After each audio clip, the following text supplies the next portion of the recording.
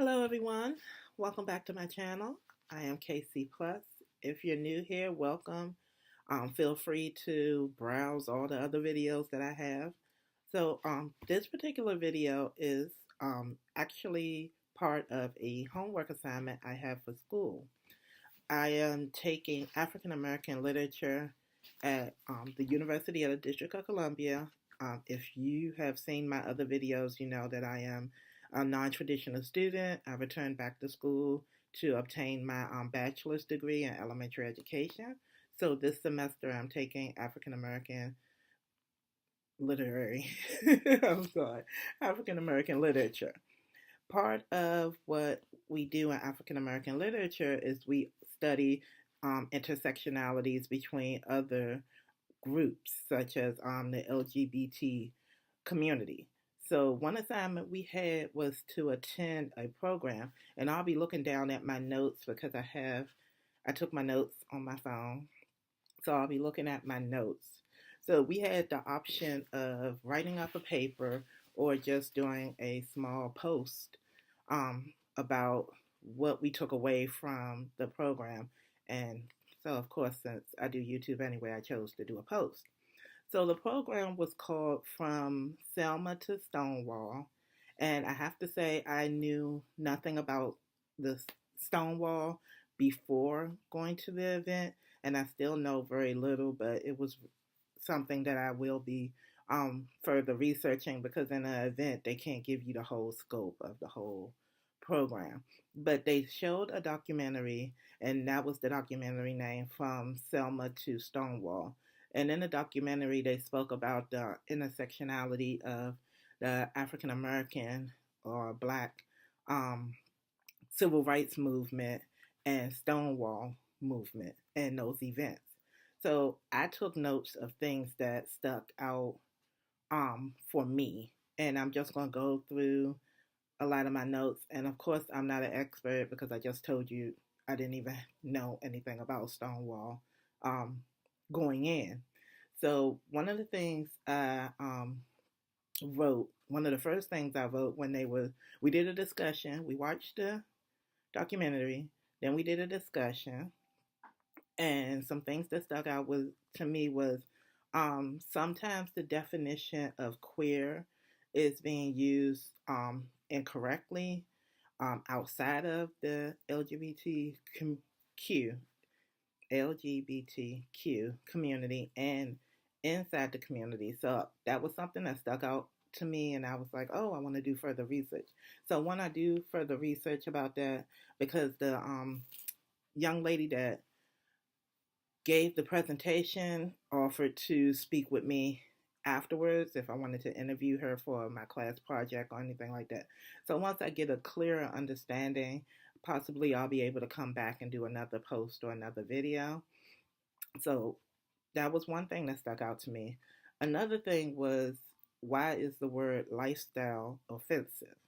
And as it was explained to me, the word lifestyle is offensive to the LGBTQ community because it signifies that it was a choice, that you chose to be lesbian, gay, bisexual, transsexual, or queer. That it wasn't something you weren't born like this. You chose to do this.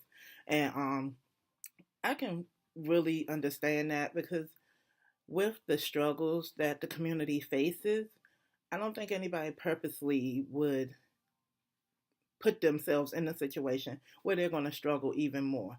On top of, specifically for the African American community, you're African American already. So you're born with your skin color and you have all these challenges in your life. And then on top of that, you're part of another group that has challenges also. So no one would choose purposely to put themselves in a more challenging life or a more challenging situation. So I understood where the word lifestyle, it would be considered offensive.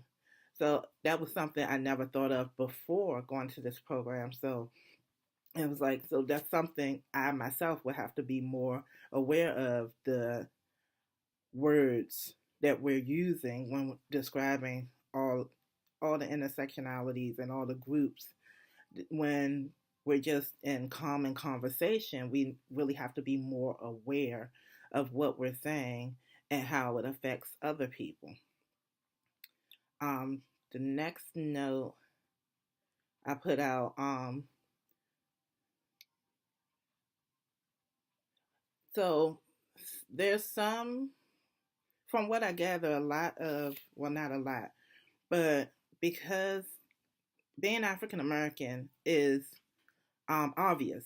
When I go out in the street, it's obvious that I'm African American because of my skin tone.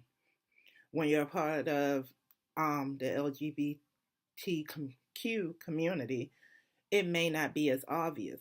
So there's some discrimination when it comes to how they experience life because they can pass, so to speak. No one immediately knows, in normal circumstances, I suppose, no one immediately knows what community you're from, except for black people. You immediately know because you can tell by their skin tone. But in all cases, sometimes you can't tell by our skin tone. So there was a lot of discrimination between African Americans and the LGBTQ community because some African Americans felt that they could pass. So their struggle or their challenges weren't as great as our struggles or our challenges. And with that, it seems unfair, in my opinion. It seems unfair because even if you think about if someone could pass, who lives their life in a lie? Who wants to live their life in a constant state of a lie? Because straight or cis identifying cisgender identifying people just assume everyone else is, or you assume everyone is straight. Why would I hide who I am just to make you comfortable, or just because it would be easier? So it's unfair to assume that your struggle or your challenge is easier than my struggle or my challenge as being an African American woman, because no one can immediately tell. But as soon as you have a conversation or share any information, then you're going to share who you are. So I found that interesting because I was trying to look at it from both sides, as being an African American woman, and obviously when I go outside, I am an African American woman, and you can immediately tell.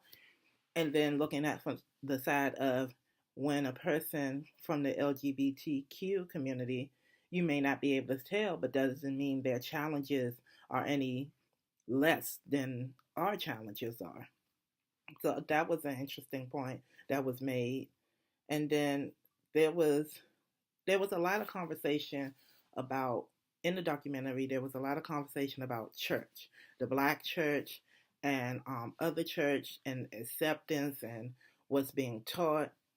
And the main two people in the documentary, one was a former pastor, and one was a current pastor. It was an African American man, and he's currently a pastor. And then there was a what was she? There was a woman who identified as lesbian, and she was a white woman and identified as lesbian. And she was a minister, but when she came out, she was no longer able to continue her ministry. So the two had met, and they had been working together in both communities, in the civil rights community and also in the LGBTQ community, and working for rights within that community too.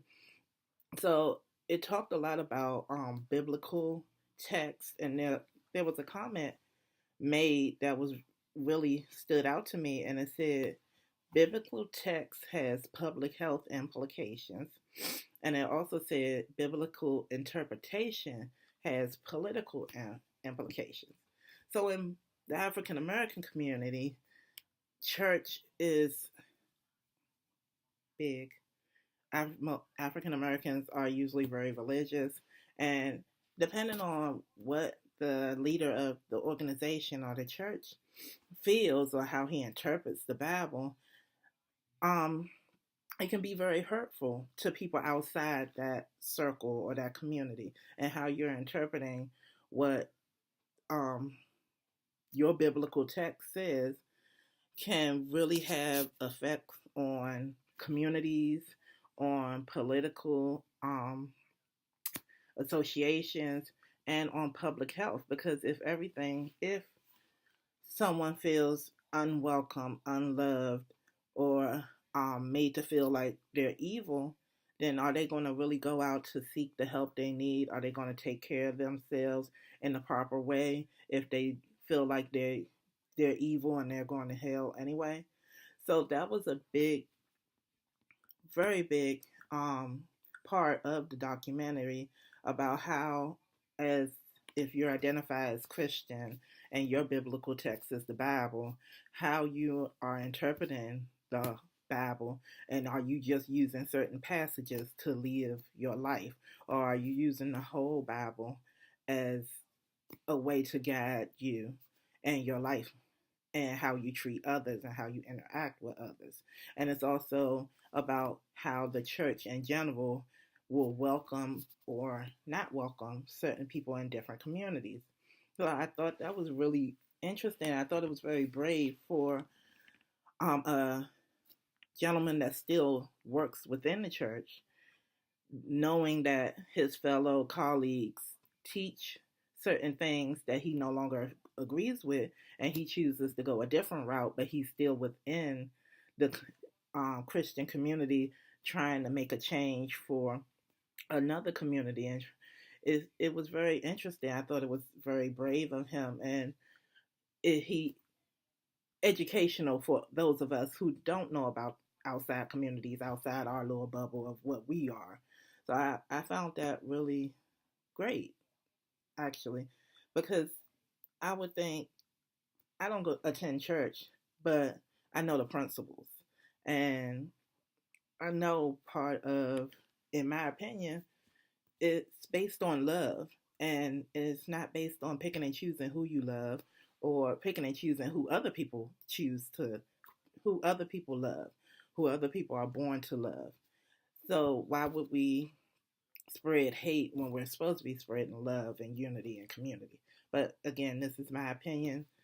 I'm not here to offend anyone. I'm just here to give a report of what I took away from the program. So that, I'm not going to keep going because this video seems to be getting a little long.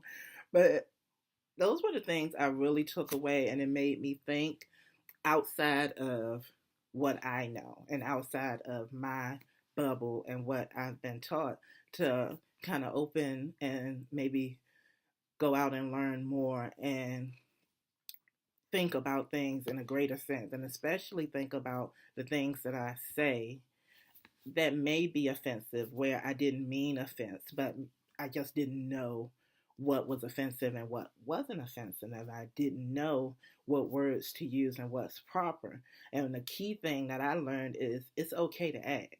If you don't know, and there's someone there that lives, this is their life, and you want to know what's proper and not proper, or what's offensive and not offensive, then just ask. Instead of making the assumption, we should all just ask and treat each other the way we would want to be treated. So, thank you again for watching. I know this post was very different than what I normally post, but again, this is part of class, and everyone knows I'm back in school. So, yes, and also I just wanted to share because we all need to be aware of what's going on outside of our bubble and our community.